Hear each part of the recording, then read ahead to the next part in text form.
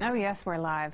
So glad you're here. The FBI is now investigating this morning's stabbing of a police officer at Bishop Airport in Flint, Michigan as a possible act of terrorism. Watch.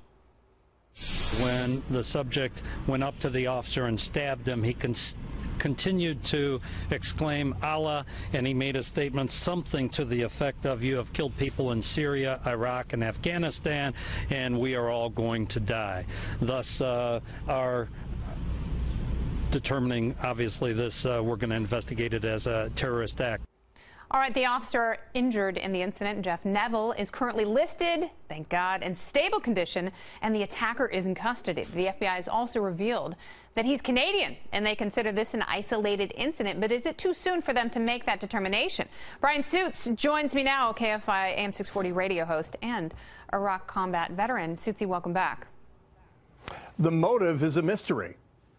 I don't know if the motive is a mystery, but the means. Are we still talking about these attacks in terms of lone wolves? Is there such a thing, or was this some sort of a rehearsal for a larger plot in a bigger airport, perhaps?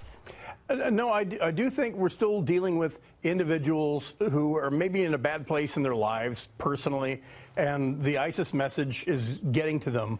And they're acting individually. This guy with a wife and 2 kids, you know, they raided his apartment a few hours ago. He was just arraigned in Flint. He's a family guy. But, you know, what's happening in the big picture, ISIS is at the bottom of the 9th with 2 outs. They're down 40 runs. Oh. And the pitcher's up to bat because, you know, they're National League. Oh, yeah. They're losing. And today, you know, they blew up the mosque where Abu Bakr al-Baghdadi declared the caliphate 3 years ago.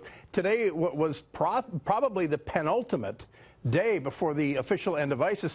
They are reaching out online desperately for people like this guy to just do something, do anything. And in this case, for all law enforcement in America or even Canada, they want to stab you and disarm you. They want to take the weapon. And you would think he might go after defenseless civilians, but no, he wants the officer's weapon. He even asked the officer, "Why didn't you kill me?"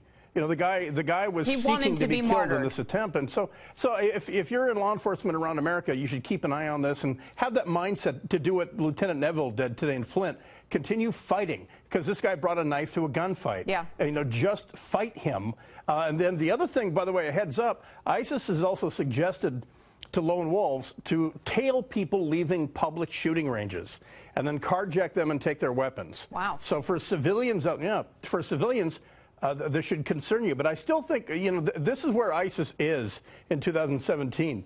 They're an after effect in Syria. They're already playing the second game of the doubleheader there. Here in America, a Canadian flies in with a knife. These are the last desperate days of ISIS. Well, I think you'll see very soon calls for knife control and perhaps a double border wall. Bryan Suits, thank you so much.